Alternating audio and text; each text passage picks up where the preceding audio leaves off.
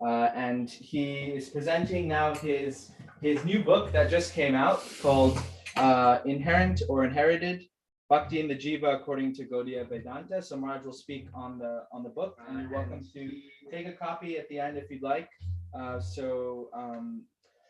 Maharaj has been practicing Krishna consciousness for over 20 years, been sannyasi, and we're very honored to have him at our home and gracing this occasion today. Hare Krishna. Hare Krishna.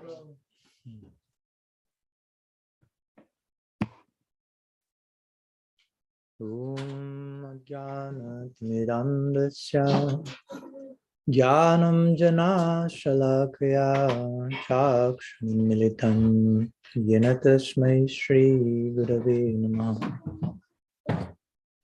Namashristham Manumapi Satriputram Atra Sarupam Rupam Tasya Brajamaro Purim Matrim Gastavatim Radha Kundam Gidibaram Maho Radhikamadhavasam Praptuyasya Pratithagripaya Shri Gurum Tamnatasmi Vancha Kalpatarubhyascha Kripa Sindhubhyaivacha Patitanam Pavanebhyo Vaishnavibhyo Namo Namaha Nikhila Shruti Mole Ratnamala Dhyati Nirajita Padapankajanta Haji Mukta Kulairupashyamanam Paritashtam Harinam Samshrayami Anarpita Chirim Chirat Karunayavatirna Kalahu Shamarpaitamunnata Chalarasam Svabhakti Sriyam Hari Purata Sundara Dhyuti Kadamba Sandipitaha Sada Hridaye Kandhare Spurato Pasatinandanaha Ajanulambita Bhujjo Kanakavadato Sankirtanaik Pitaro Kamalaya Taksham Vishwambharo Dhyabro Jugadharma Palo Vande Jagat Priyakaro Karunavataru Ladini Shakti Sarupaya Gauranga Suridaya Cha Bhakta Shakti Pradhanaya Gadadhara Namastate Ye Krishna Karuna Sindho Dina Bandho Jagatpate Gopesha Gopika Kanta Radha Kanta Namastate Radhe Vrindavanadishe Karunamrita Vahini Kripaya Nijapadabja Dashanmayam Pradiyatam Bhaktya Bihina Aparadha Lakshay Kipta Shakamaditirangamadhe Kripa Maitvam Sharanam Prapanam Vrinde Namaste Charanarabindam Vrinde Namaste Charanarabindam Srila Gurudev Ki Jai Sriman Mahaprabhu Ki Jai Shri Harinam Sankirtan Ki Jai Shri Giriraj Maharaj Ki Jai Shrimati Tulsi Maharaj Ki Jai Gaur Bhakta Vrinda Ki Jai Gaur Praman Hari Bo. So Pranam to all of you. Good afternoon. Thank you so much Namrasa for inviting us, hosting me here. Very generous. And as he mentioned today, the idea is to share some words in connection to the book that has been recently published in connection to the nature of Bhakti. So today I will be speaking a little bit more about the nature of Bhakti in itself. The book is called Inherent or Inherited, and the subtitle is Bhakti in the Jiva according to Gaudiya Vedanta. So the book speaks about different topics, but somehow I had to select some title, so that's the one I selected. But we'll be speaking about different ideas, especially the notion of Bhakti. What's the nature of Bhakti, and what's the nature of the Jiva? I mean, our nature in connection to Bhakti, which is the central part of the first part of the book. And the book is divided in two parts. The first part is mostly in connection to what's Bhakti and who we are in connection to Bhakti, which is our potential in connection to the Bhakti Shakti. But before, I'd like to emphasize what Bhakti is for us, especially in our Gaudiya Sampradaya, because before the Gaudiya Sampradaya, or during the times in which the Gaudiya Sampradaya was emerging, if you will, in which Mahaprabhu came to the world, Bhakti was generally viewed not so much as a goal unto itself, but generally it was seen as a means to some other goal, a method that may help to attain something else apart from Bhakti, whatever it may be. No? Bhakti as something that may assist my pursuit of karma, swargalok, or attainment of heavenly delights, or Bhakti as a tool to assist my culture of Gyan in pursuit of mukti, liberation from samsara. Some of the well-known, if you will, Vedic Purusharthas, Dharma, Artha, Kam, Moksha. But very interestingly, as you may know, in our tradition, Bhakti is considered as not only as a means to a goal, but as a goal unto itself, and as a goal that is higher to any other goal. In that connection, we speak about Bhakti as a fifth Purushartha, or the fifth goal in life, Panchama Purushartha. So this is a very important point and a very important contribution from our acharyas to establish Bhakti both as, I'm sorry if I'm torturing you with too many technical Sanskrit terms, I hope you follow, you'll raise your hand in need of unit translation. Bhakti as sadhana and Bhakti as sadhya. So sadhana means practice, means a particular discipline that I embrace in order to attain a particular result. But in this case, for us, Bhakti is the sadhana, the practice, and Bhakti is the sadhya, which is to be attained through sadhana. That's why we engage, like we were doing now, in Sankirtan. And the goal of our engaging in Sankirtan is to engage in further Sankirtan, basically. That's what we call Nam Sankirtan, and eventually Nam Sankirtan will blossom, will flourish in the form of Prem Sankirtan. That's what Mahaprabhu came to bless the world with.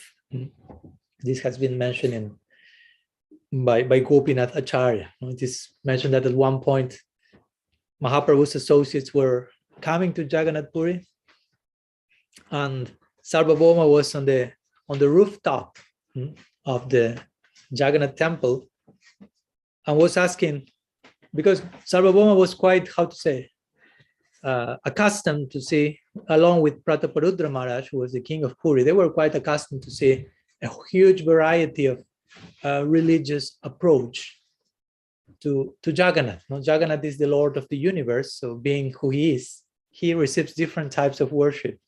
If you didn't know, for example, in Jagannath Puri, the pujaris of Jagannath are followers of Shankar Sampradaya, interestingly. And there are Buddhists who worship Jagannath with their own conception, of course.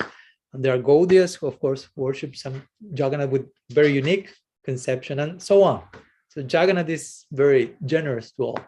So the king of Puri was accustomed to see all these different varieties of worship, but when he saw the associates of Mahaprabhu engaged in Sankirtan coming to Puri from the top of the temple, he was like overwhelmed, like, what's that type of worship? I've never seen something like that. No, so he asks, no, to Sarvabhauma and Gopinath Acharya is there. So Gopinath Acharya replies, Chaitanya Shristi Ei Prem Sankirtan, which means this thing that you are seeing is the creation of Sri Chaitanya, and that's called Prem Sankirtan. That's a very unique way of worshiping Jagannath, worshiping Sri Nam. So my point is, we engage in Nam Sankirtan again. The goal is to engage in Prem Sankirtan, the Prem Sankirtan that Mahaprabhu and his associates shared to us. So for us, Gaudiya's Bhakti is such a goal unto itself, again, such a sadhya, that even when we consider all that Bhakti entails, all other so-called goals of life basically are reduced with due respect to something that the Bhagavatam calls Kaitav Dharma. No? It's a very revolutionary statement. Tadbad Visargo Janataga Viplabojasmim Pratishlokam Avadavati. The Bhagavatam is saying this text is full of revolutionary statements. No? Srila Prabhupada will translate that famous verse in that way. No? This is a revolutionary message that points to create a revolution in the world. And the Bhagavatam states the very first verse, or second verse, if you will, Dharma Praita Kaita Votra, says, just right at the beginning of the Bhagavad, right when the Bhagavad Gita is concluding, Bhagavad Gita's conclusion is, which verse? Thank you so much. Sarva Dharmam Parityaja. So, abandon all so-called religions and just accept this particular conception of religion, if you will, which is beyond religion, if you will. Come to me exclusively, Krishna is saying. Mam ekam sharanam, braja. Braja means go, but braja means also, if you take the more normal use of the term, is come to me, you know where, no? Braj. That's where I am, basically. Krishna is pointing to Braj. I mean, he's not overtly speaking about Braj in the Gita, overtly, but for those who have the eyes to see, you will find so many sections in between the lines where Krishna is pointing to where he is in his fullest form. Krishna Su Bhagavan Swayam. So that's the conclusion of the Gita. Now, after almost 700 verses, Krishna is presenting this Sarva Dharmam Parityaja conception. But where the Gita ends, the Srimad Bhagavatam is picking up. So Gita ends there, Bhagavatam begins there, saying Dharma Praita Kaitavo, Tra Paramonir Matcharanam Satam, so on. So Gita says Sarva Dharmam Parityaja, end of the Gita, basically. Bhagavatam begins Dharma Praita Kaitavo. So picking where the Bhagavatam left. Saying Atra, Dharma Praita Kaitavo, Atra means here in this book, Dharma Praita Kaitavo. All form of cheating religion, even though it may sound as an oxymoron, cheating religion, is totally rejected here. And Krishnadas Kaviraj Goswami in his Chaitanya Charitamrita, he describes what does the Bhagavatam mean by Kaitav Dharma or cheating religion. And he says, and then comes the very revolutionary idea for someone in India especially, Dharma, Artha, Kama, Moksha. That's cheating. And for most people, that's the goal of life, basically. That's Purushartha. Purushartha means that which is to be attained by humans. And here the Bhagavatam is presenting something else, the fifth goal of life, Panchama Purushartha. So in that way, Bhakti is such a glorious thing that in comparison to it, all other so-called goals of life pale in comparison. I mean, we are not totally condemning them, but just analyzing them by contrast and in comparison with Bhakti. So in this way, very interestingly, Sriman Mahaprabhu and his associate, the Goswamis and so many other members of our Sampradaya, they have not only established Bhakti as the ultimate prayojan or the ultimate necessity or goal to be attained, beyond seeing Bhakti as a mere means to other goals, again, as it was previously considered. You mix Bhakti, you take Bhakti, it will help you to attain Mukti. You mix Bhakti and it help you to attain Swarga. Mahaprabhu said, no. Bhakti is not just like something like that, but it's a goal unto itself. But in case you want to attain Mukti or Swarga, you need Bhakti for that to happen. So Bhakti is so crucial, whether you want to attain Bhakti as a goal or whether you want to attain other goal, you need Bhakti. Akamo sarvo kama moksha kama dharadi says devatanti brena bhakti yogena jayetta purushampara. Whether you are without desires, whether you are full of desires, whether you desire only moksha, you desire to get rid of desires, whatever is your situation, engage intensely in Bhakti. Like implying, no matter what is your position, what is your situation, which are your needs, Bhakti is crucial for any particular case. But again, for us in particular, Bhakti is not only something that we need to attain something else, but Bhakti is what we want to continue attaining in higher and higher stages. So for us, Bhakti is sadhana, again, and for us, Bhakti is sadhya. Bhakti is our practice, Bhakti is our goal. Bhakti is our bridge, and Bhakti is our destiny at the same time, if you will. So that's a very interesting idea. Because it speaks a lot about when we attain that, what we will be doing when we attain that. The same thing we are doing now, in one sense, but of course, in an upgraded form.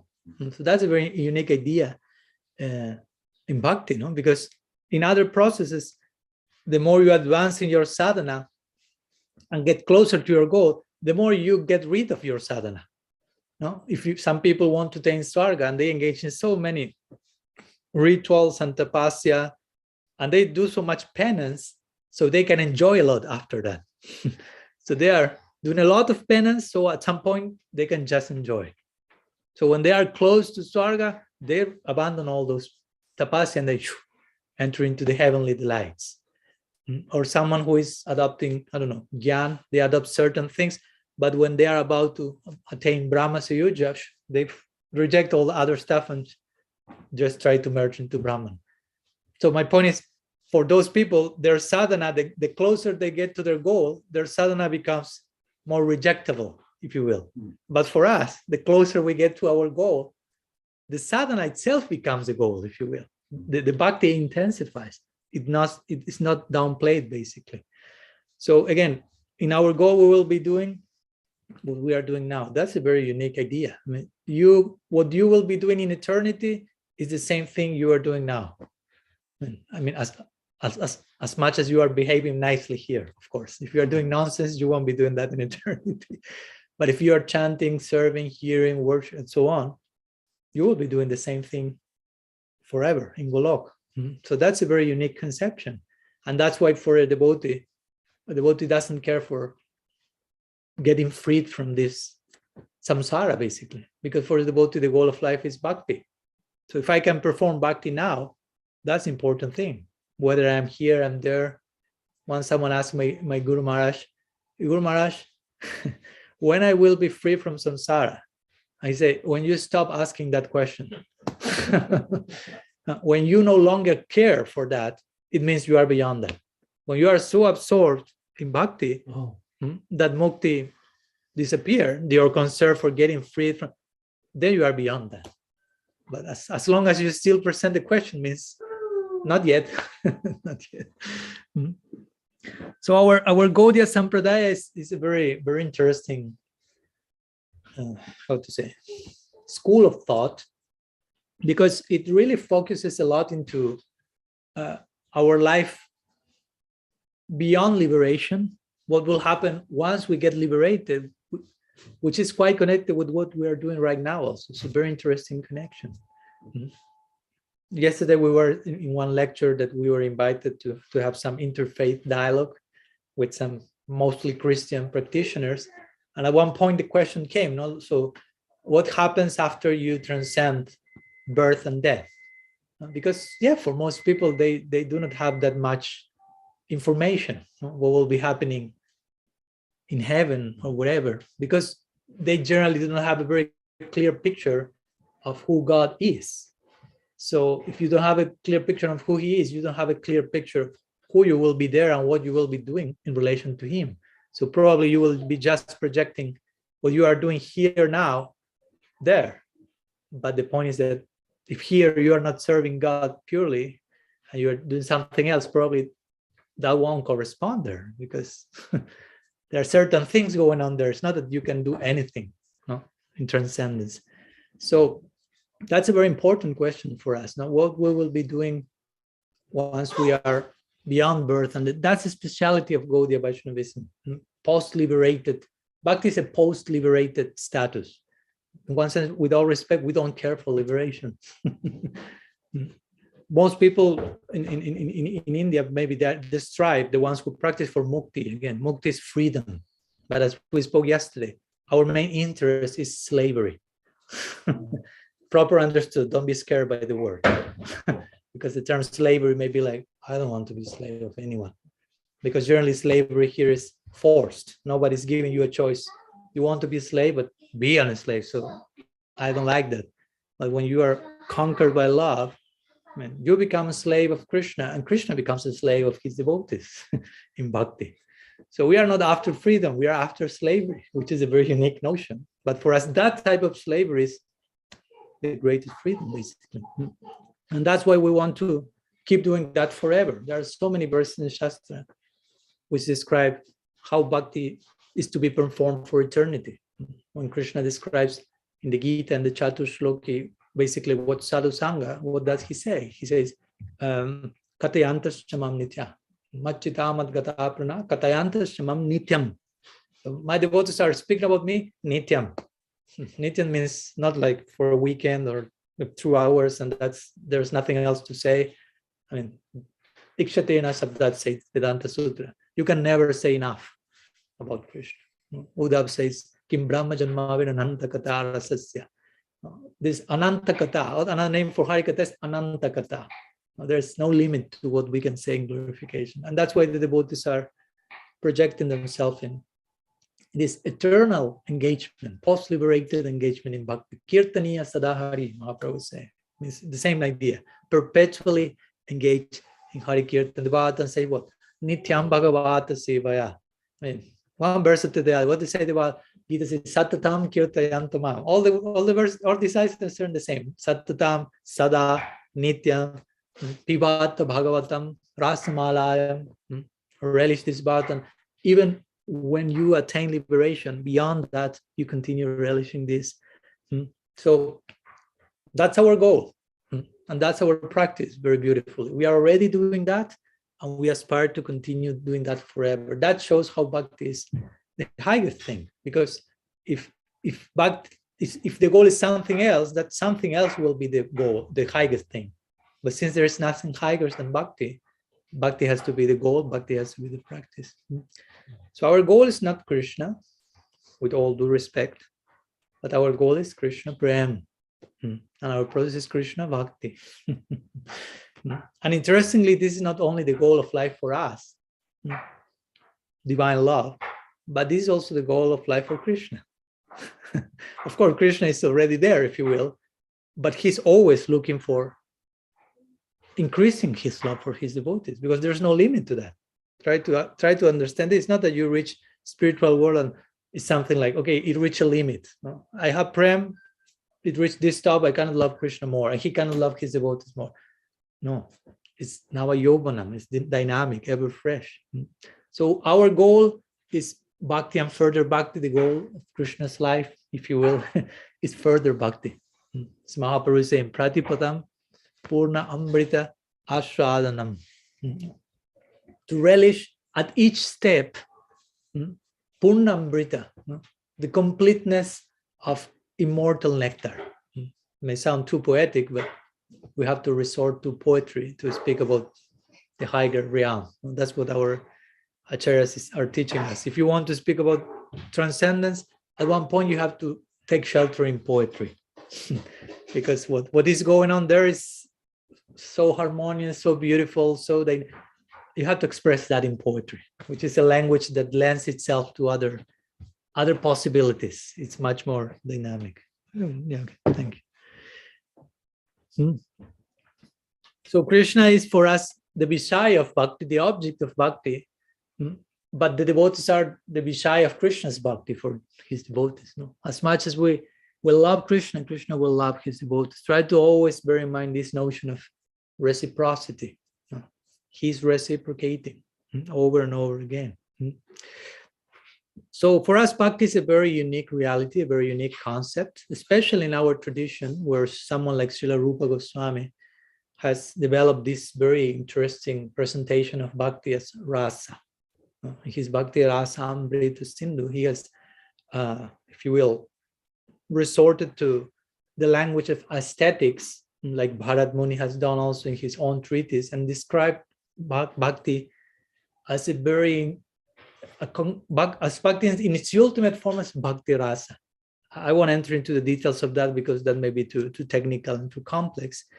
But our Goswami have done a great deal of service and work by presenting Bhakti again, not only as sadhana, but as bhava, as prem, and eventually as rasa. And sadhana bhakti, bhava bhakti, prem bhakti, bhakti rasa. But the word bhakti is always there, as you can see.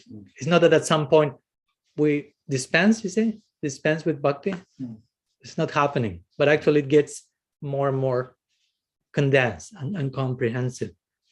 So sadhana bhakti is maturing into bhava bhakti, as we know. Bhava bhakti is, you churn bhava bhakti and it becomes prema bhakti. And this prema bhakti is further condensed and it becomes bhakti rasa. So you have bhakti, bhakti, bhakti. I could continue saying only bhakti for an hour because that's our goal. So the idea is that bhakti takes us to bhakti. Again, bhakti is not taking us to something beyond bhakti because there is nothing beyond bhakti. What is beyond bhakti is a further grade of bhakti. So that's what the Bhagavatam says, and this is a very important line, I will say, that with which I basically start my book. The Bhagavatam is saying bhaktya sanjataya bhaktya. So it's a quite well-known line from the Bhagavad. So bhaktya sanjataya bhaktya means bhakti gives birth basically to bhakti. And this it's a very important line. If you have studied Madhurya Kadambini by Srila Vishwanath Chakravarti Thakur, all introduction to the book, before he starts to analyze Radha, Sadhu Sangha, Bhajana Kriya, and so on, all the stages, first he introduces this idea of, analyzes this line, Bhaktya Sanjataya Bhaktya, which means bhakti can be two things, but it's the same idea. Bhakti goes to further bhakti, bhakti transforms in further bhakti, and at the same time, bhakti comes from bhakti. So bhakti, the bhakti I have comes from bhakti, and the bhakti I have will transform into bhakti, further bhakti. Sadhana bhakti, bhava bhakti, prem bhakti, and so on. So again, the result of bhakti is bhakti. Once someone asked Srila Prabhupada, maybe you know this, someone asked, what's the result of chanting Hare Krishna? And what did Srila Prabhupada say? Basically, that you will be able to chant more Hare Krishna. Basically, this idea, bhaktya sanjataya bhaktya. Your kirtan will take you to further kirtan. We don't want to chant for some days, stop chanting. We want to chant so we can chant more in quantity and in quality. So bhakti is taking us to further bhakti. Again, we serve Krishna with the hope of being able to serve Krishna even more. Now, this is very nicely depicted also in the Srimad Bhagavatam. You may know chapter 28, just before the Rasa Panchadhyaya begins, the 5 chapters in the Rasa Lila. Chapter 28 is after Govardhan Lila, is when Nanda Maharaj is being kidnapped by the associates of Varuna, basically. And I won't tell you the whole story, but you know how it goes. So at one point, Krishna is going to rescue him, and all the inhabitants there offering prayers to Krishna with Aishwarya, glorifying him as the Supreme, and Nanda Maharaj is witnessing all that, saying, what's going on here? Why they're speaking like that to my Lala? No, I mean, oh, Bhagavan, and so, whatever. So after that, they return to Vrindavan. Nanda Maharaj is quite affected by the experience, because that was not the first time he saw something like that. But as you know, the psychology in Vrindavan is that even though Krishna is showing some Aishwarya or someone is speaking to Krishna in that mood, the psychology of the Brajavasis, they cannot take it, basically. Somehow or other, they will accommodate in such a way that it will increase their intimacy to Krishna, not the Aishwarya and the distance, basically. So this is one of those cases, but somehow Nanda becomes like he's just try to enter into the psychology of Vrindavan. You live in a cowherd village, and you are kidnapped to the abode of Varuna and all these weird beings, because generally you are not kidnapped into one of those places. No? And for someone in the psychology of Nanda, it's like, and all these weird beings offering prayers to my son. So he's rescued. He goes out, he returns to the village, and the first thing he has to do is call everyone in the village and share the news of what was happening. No? Because the village, they do not have I don't know, Netflix and all that stuff. So whatever, anything happens, that's the news for the whole village. So Nanda Maharaj was sharing that. So many of the Brajavasis, when hearing what happened, they thought, well, maybe Krishna, I don't think he's God, but who knows, maybe Gargacharya say Narayan will be doing incredible things to him. So empowered by God, something to that effect. Of course, that's secondary. First is our friend, son, child, lover, etc. That's the criteria, like Vishwanath Chakravarti Thakur shows in Raghavarma Chandrika. No? Like if a mother has a child, no, let's see that. Imagine that Nam Rasa becomes the president of the United States. No? There we have. God forbid. He's got my vote. Okay, there we have to begin somewhere. So Thank you. and he approaches his parents who are here today honoring our meeting. Thanks so much for coming. And I'm sure his mother, they won't feel, oh, now he's the president. Good morning, Mr. President. There will be some distance, but their vatsalya, their maternal, will overflow even more. Oh, how beautiful my child. Now he's the president of the United States. But the main idea there is how beautiful my child. President of the United States, that's secondary. And that's acting as an udipana or as a stimulant to increase your vatsalya for him. So that happens similarly in Vrindavan, says Vishwanath Chakravarti. Even if for a moment the Brajavasis entertain the possibility that Krishna may be God, that only serves to increase, kindle their fire of affection. Oh, Krishna is God. Yasoda will think, oh, how incredible is my darling. He's God. But first he's my darling. Then he may be God. He may be whatever he likes. But first, this is what Uddhava said to Krishna when he went to Vrindavan. To Krishna, to Nanda and Yashoda. He was telling them, trying to convince them Krishna is God. And Nanda Maharaj basically said, I mean, Krishna may be God, Krishna may be this or that, but first and foremost, he's my son. So if I have to educate him, if I have to chastise him in order for him to be properly educated and not be spoiled, I'll do it. No. He may be God also, but first he's my son. That's the psychology of Raj.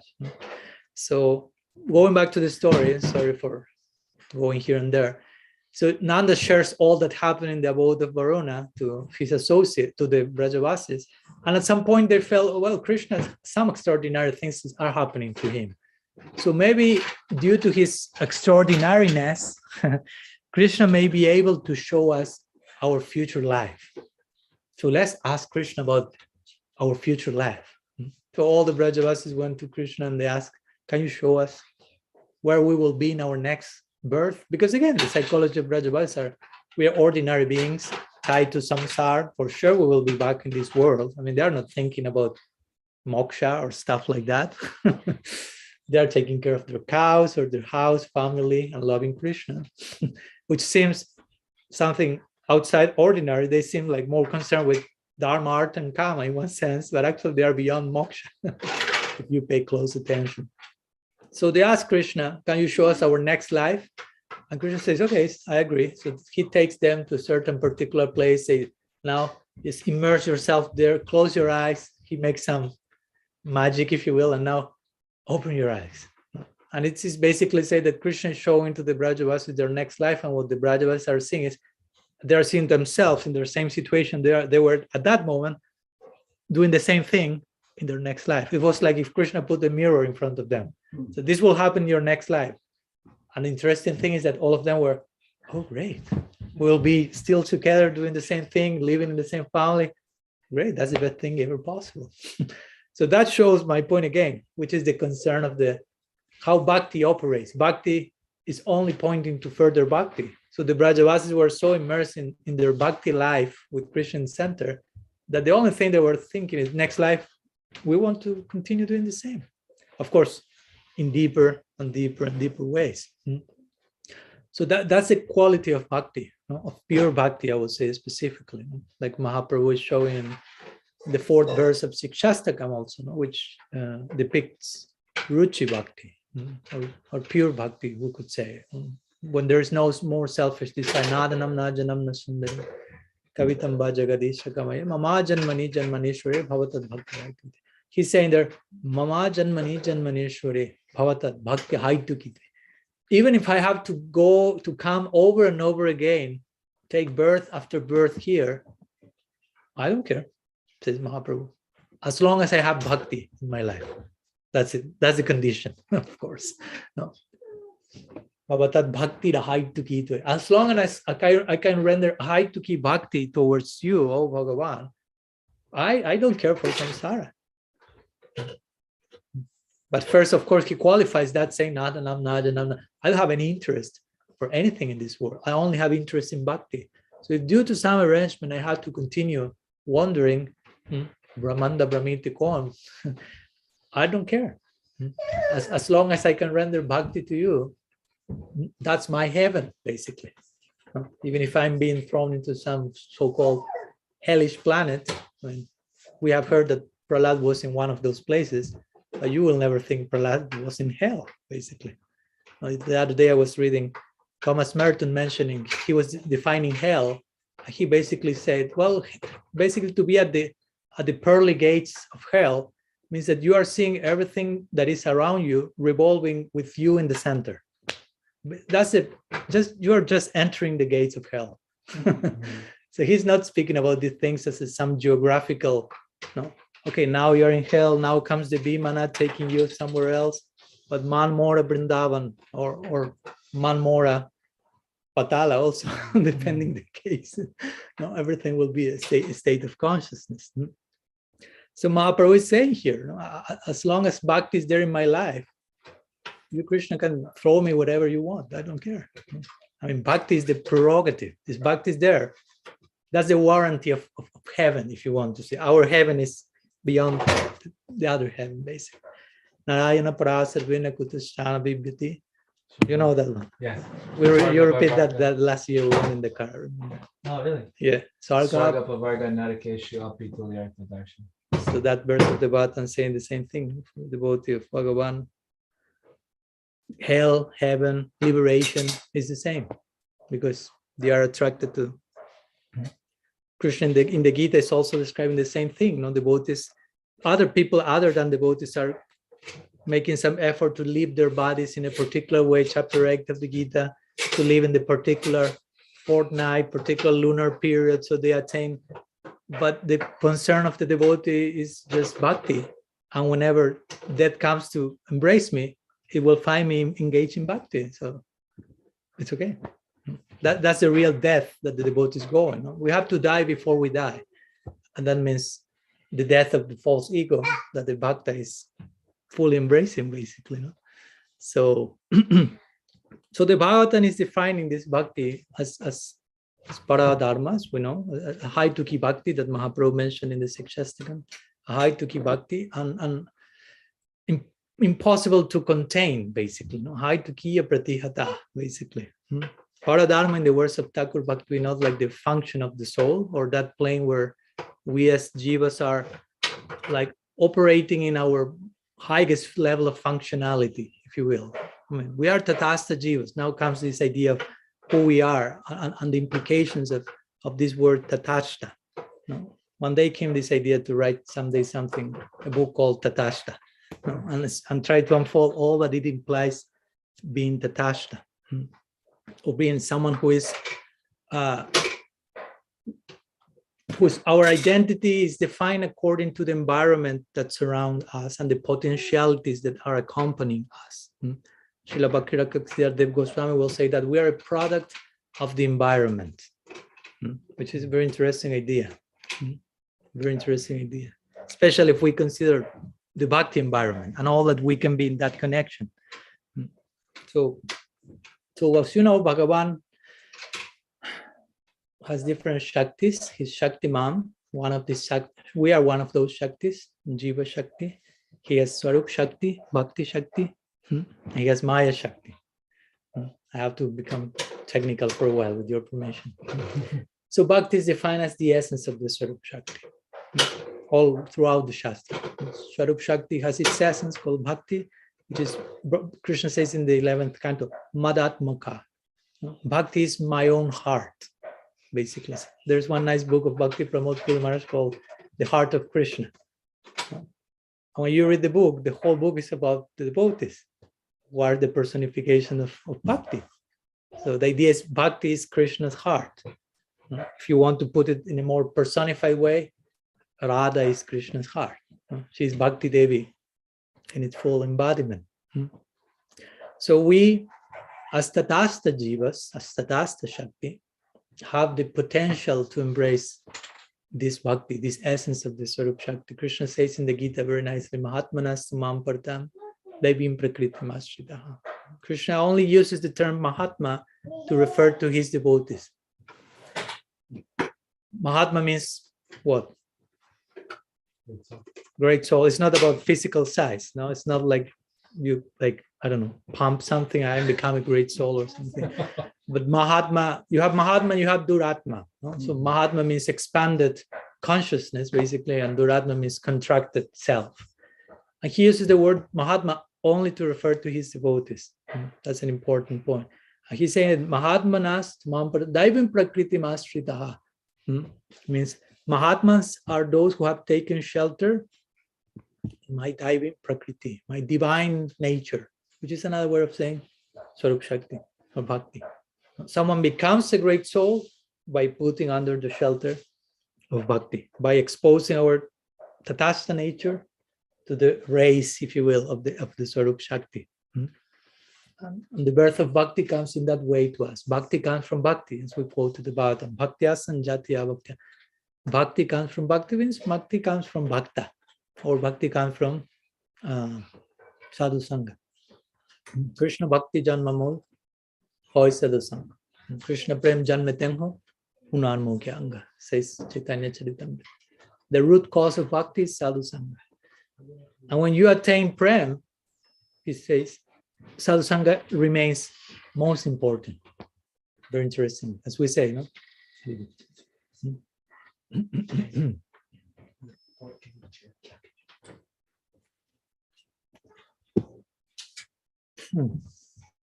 Jai Kula Prabhu.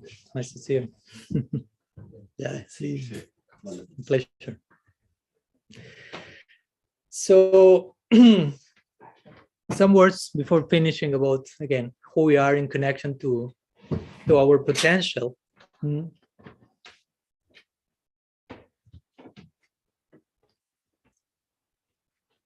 experience of, we are individual souls, but the experience of individuality only exists in connection to an environment. That's an important point. I mean, we are Tatastha Jivas.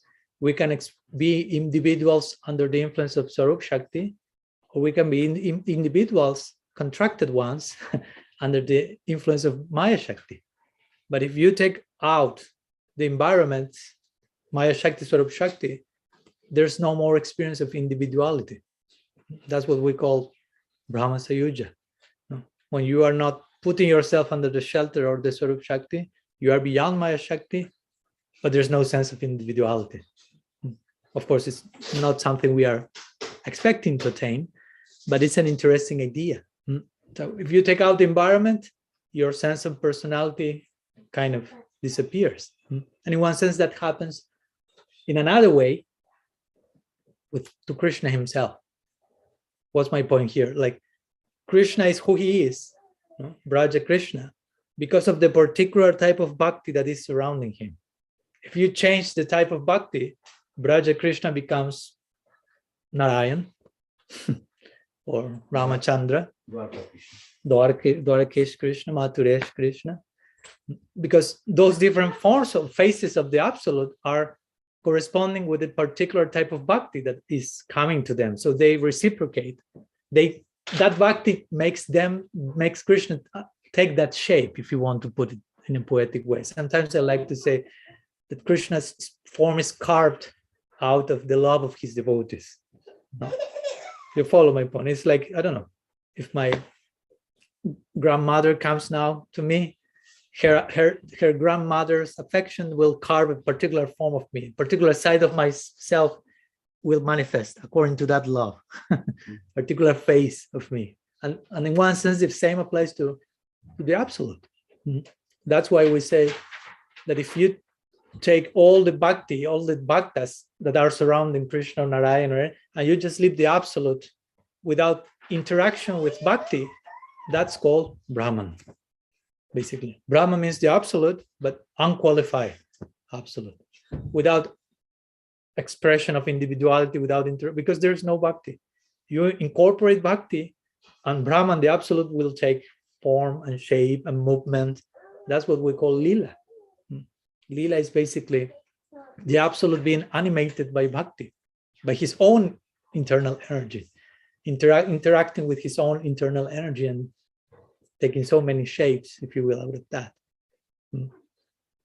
Sorry if it sounds too technical, but I think it's an interesting point to consider, basically. How also Krishna himself, the form that Krishna shows has to do with the bhakti that he's receiving, because he only lives to reciprocate the bhakti that he's receiving. That's Krishna's job, basically. I mean, he has no job, technically speaking. That's what happened when Sri Krishna Prem, which was his name, Ronald? I always mistake what's the name of the president in the States, which was Nixon?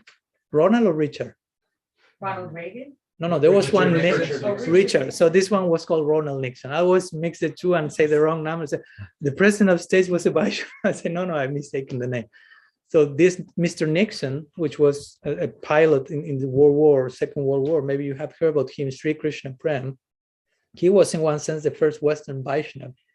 He was converted into the Radharaman tradition at the beginning of last century. And he was a pilot. Srila Maharaj narrates his story in the World War II, and the plane was coming down. The plane was hit by the enemy's army. So the plane was coming down. He was an atheist. And when plane, you know the story, right? Yeah. When the plane was coming down, he had this, as the saying goes, everyone is atheist till the plane is going down. No? So he was the personification of that. So he felt, if I survive this situation, it means that God has saved me, and I commit my whole life to look for him. Of course, if I'm telling you this story, it means he survived for sure. So, so he survived. He survived. So he was totally willing to follow his promise, if you will. So he left the army and he just started to look for God. And he started to look for God in the Christian tradition, but with such a level of intensity and wanted to enter into such details that one of them told them, go to India. Now, there in India, they really enter into a level of detail that corresponds with your search. So he went to India thinking, I'll go to India and I will find God quickly. But when he went to India, he was more like overwhelmed than before, because he arrived to India, he saw Ganesh, Narayan, Saraswati, Lakshmi, Brahma, Shiva, Krishna. He was like, oh my God, I thought I will find God quickly, and I'm like more confused than before. But interestingly, then he took a very interesting stance. He started to analyze all these different figures, and he realized all of them are doing something. All of them had something to do. Brahma is creating, Shiva is meditating. And when he reached Krishna, he realized he's not doing anything. And he concluded he must be God. No. He's just enjoying life.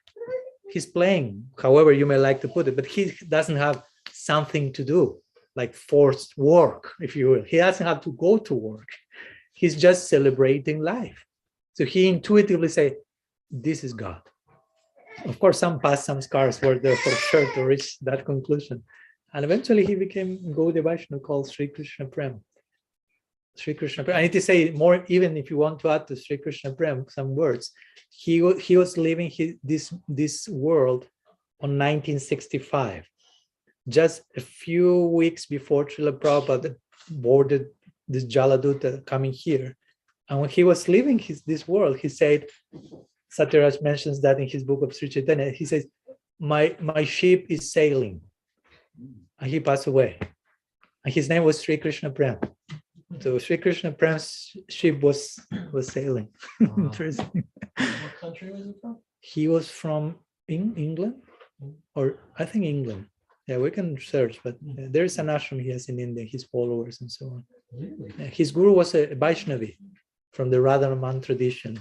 Jashoda Ma was her name. Wow. Yeah, very interesting. Shri Krishna Prem ki jai. Yeah. So, so basically, this is the idea. No? Krishna is totally, and this is the God we worship. No? This is Krishna who is the absolute overwhelmed by his Swarup Shakti, if you will. He's saying that in the Bhagavatam, Ham Bhakta Parad, he has Swatantra. Everyone calls me Swatantra, I'm independent, but I have to tell you something, I'm not independent at all. Krishna say, he's confessing, I'm totally dependent of my devotees. I'm controlled by them. I have not the least independence. And for us, that's the most glorious face of the absolute. That's the most transcendental way. So he cannot exist without his devotees, and there are so many devotees, and there are so many varieties of bhakti. So we have as many manifestations of the Godhead as there are varieties of love for him. We will say in that area, and he lives to reciprocate with that. So in this way, bhakti has such a nature that attracts the all attractive. Krishna is known as the all attractive, but Rupa Goswami say, "What Sri Krishna Karchani Chasa." The all attractive is all attracted by bhakti. Of course, prem bhakti in this case. So Krishna is finding more pleasure in bhakti, in relating to his devotees, in the ananda that comes from that interaction, than even of his own inherent ananda. Jiva Goswami says in Priti Sandarbha, Krishna's inherent ananda is called Swarupananda. And the ananda he tastes when interacting with his devotees is called Swarup Shakti Ananda. And that's like the highest level of pleasure he experiences. He gives the example of what's in English? Whistling. Yes. Whistling. You can whistle with the air, but if you do the same thing with a bamboo rod and hose with a flute, that sound is special. You're doing the same whistling, but through that, it takes a particular form. So when Krishna's own inherent Swarup Shakti expresses itself outside in the form of devotees, Krishna experiences greater bliss in that interaction, basically. So my point is, if this principle applies to Krishna, if bhakti is shaping God, if you will, to such a degree, how much does it apply to us, who are tatastha, who are sometimes it's called marginal energy, who are prone to be influenced by one environment or the other?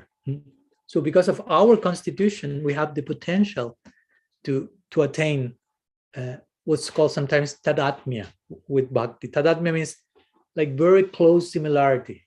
Like the example of the iron rod, you say, put it in fire. Yes. It still is iron rod, technically speaking, but at the same time, it is acquiring all the properties of fire, as long as it remains there. So the same way we can become fire-like or Swarup Shakti-like, although we remain as Tatastha Shakti by remaining in that shelter. So that's just to finish, and we have space for questions. The idea of being Tatastha is very glorious, actually. It has its potential, but professional risks, and we can end up in the influence of Maya Shakti. But if properly expressed, I mean, our potential under the shelter of Swarup Shakti of Bhakti is so glorious. And actually it is said, I think once Albert Einstein said that, one should analyze something according to its potential. You cannot analyze something only according to what it is, but according to all that it can be. So that's how Mahaprabhu, how our Gurudev and the Vaishnavas are looking at us. And that's a very generous outlook. They are not looking at us according to what we have done in the past, who we were. Who I will say, oh, thank you so much. Very generous.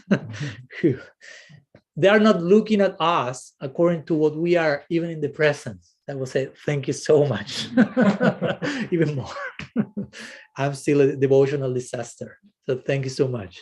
They are looking at us only according to all that we can be. So that's a very generous glance. I'm not judging you according to your past, because that happens in the world. Now, you did something 30 years back. Oh no, I know who you are. You did this 30 years ago, and I know who you are. And you don't give any scope for chance, redemption, anything. You're stuck there. Or some people are judging you according to what you are doing now.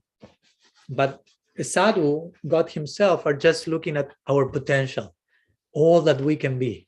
I always like one quote from Srila Sridhar Maharaj, who is one of my favorites. And it's totally simple, but coming from him, it makes total sense. And he will say, try to imagine someone like Srila Sridhar Maharaj looking at you and saying, your future is brilliant. That's it. No? And you may feel, but I'm just such a disaster yet.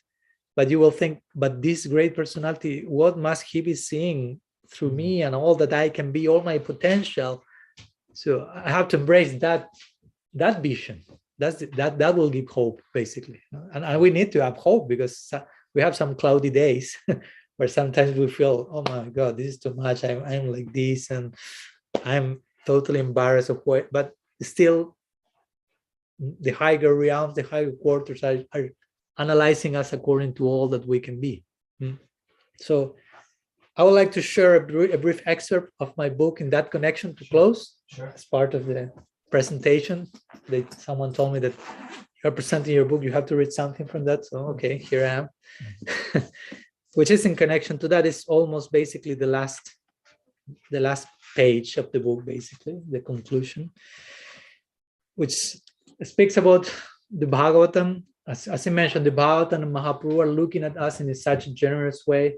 So this is speaking a little bit about the Bhagavatam and the connection of Mahaprabhu with the Bhagavatam and so on. So it says like this.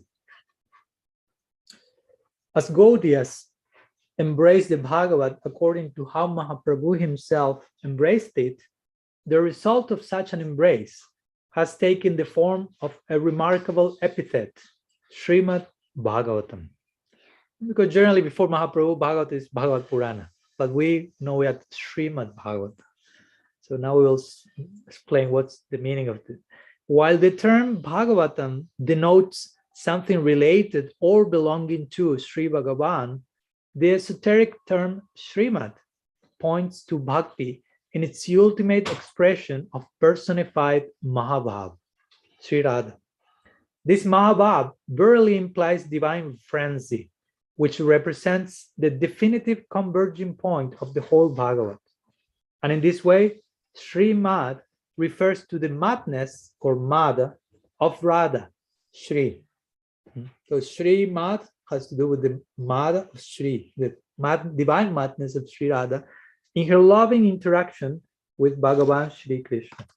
Thus, we Gaudiyas also call it Radha Bhagavatam. Sometimes another word for Srimad Bhagavatam is Radha Bhagavatam. But such a concept begs for further development, which plays out in the very apex of the Bhagavat, in which Sri Hari contemplates Radha's Mahabhav and becomes greedy to taste it, thus giving rise to Gaur Lila.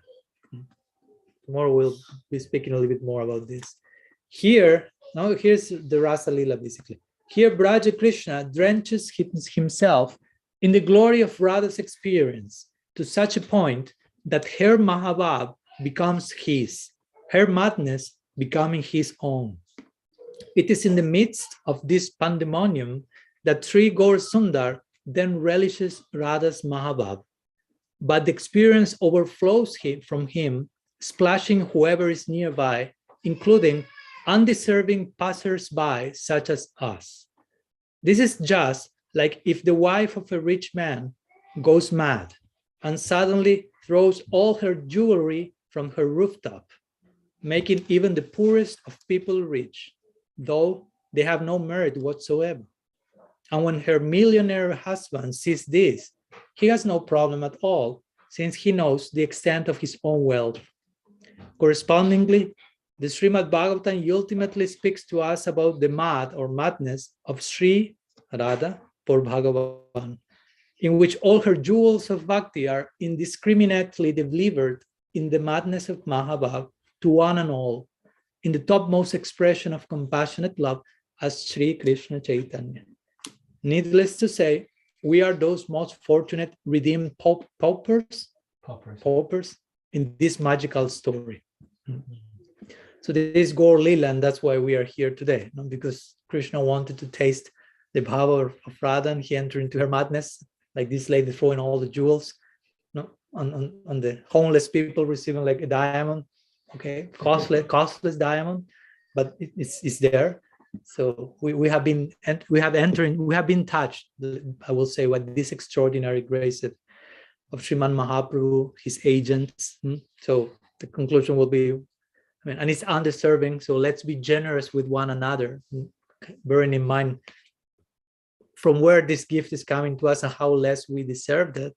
And let's try to, as we mentioned, develop firm faith in our like brilliant prospect, brilliant future in the context of bhakti. Let me finish with the last verse I'm quoting here, which is a very famous poetry by Bhartrihari that depicts how we are touched by bhakti. I don't know where it is. Let's see. Here it is. It says like this. You may know this verse. I'll share the poetry directly in English. When a raindrop falls on a hot iron, it evaporates, leaving no trace. When the same raindrop falls on a lotus leaf, it lingers, shining like a pearl. And when the sky opens during Swati Nakshatra to shower the opalescent oysters, each raindrop transforms, becoming a permanent pearl. Just so, each person transforms wherever they fall, evaporating like a fool, shining like a false jewel, then finally falling upon saintly company, embodying the prema pearl of bhakti. Bhakti Devi ki jai. So anyhow, some thoughts we want to share today with you in connection to bhakti and to the theme of my book. But we have some time for questions. I don't know, we have some minutes. So I don't know if anyone would like to share any questions or in connection to what we have been sharing today.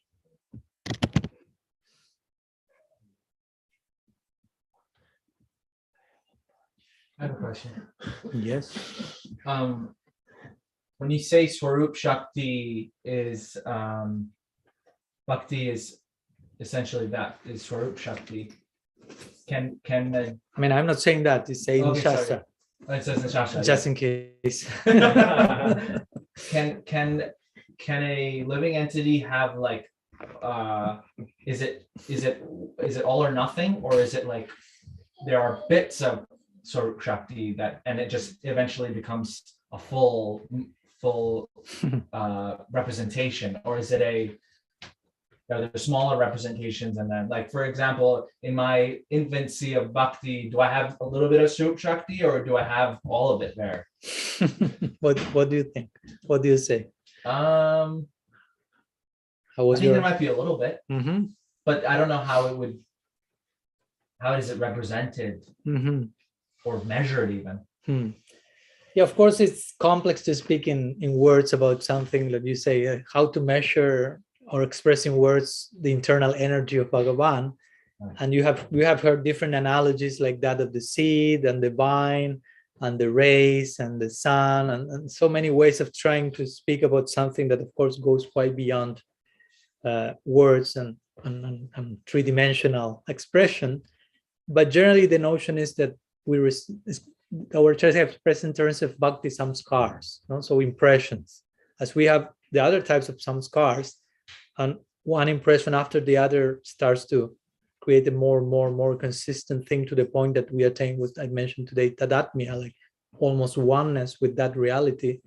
So gradually, and of course it depends a lot on our capacity to host that. You follow? Because I mean, potentially speaking, what Shastra says, sadhu sangha, sarva shastra ka labha matra, sadhu sangha, sarva siddhi.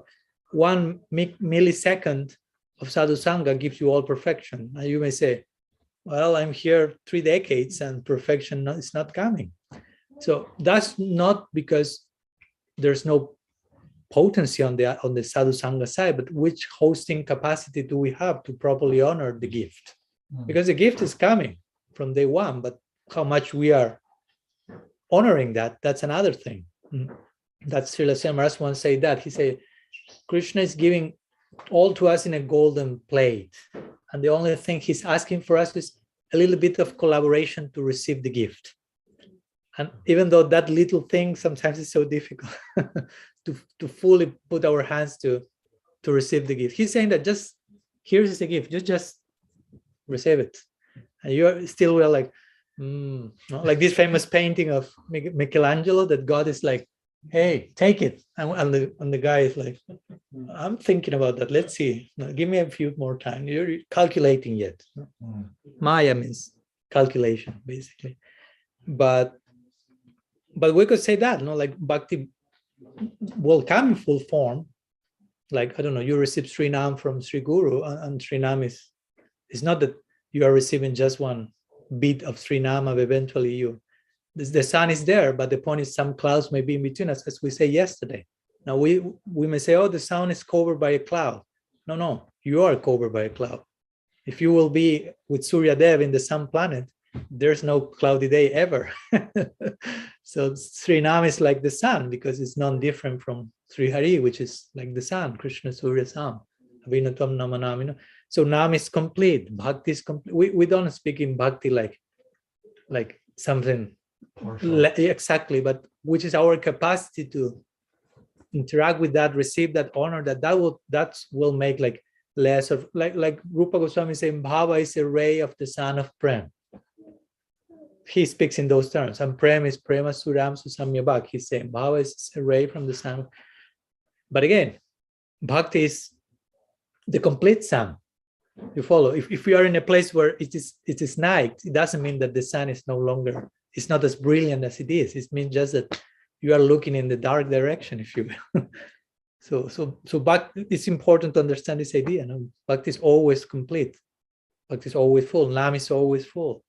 But it all depends on I think it's a good take, so we can also, how to say, take responsibility on our side, no? Because it's sometimes we speak a lot about the grace, the costless grace of Bhakti, and it's okay, but we have something to do on our side as well, even though it's a little bit, but we have to do that. Nobody else can do that. It's like the example of someone walking and falling into a, how to say, like a hole in the forest, and you fell like 30 meters and you are shouting. You cannot do anything for yourself, but you have to do something for yourself.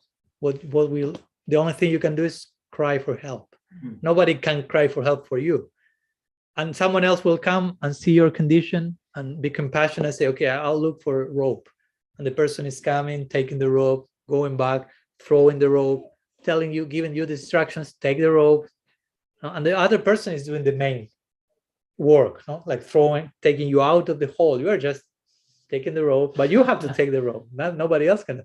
And maybe you say, oh, my hands are being hurt by taking the rope. No problem, take the rope. Or some bees are coming, I may be better, I would. No, take the rope. And eventually that person took you out of the hole. And of course, you won't tell that person, did you see how nicely I took the rope? That's not the result. You will say, you saved my life. If you said, I grasped the rope so nicely, that person will throw you to the hole again. You didn't understand anything.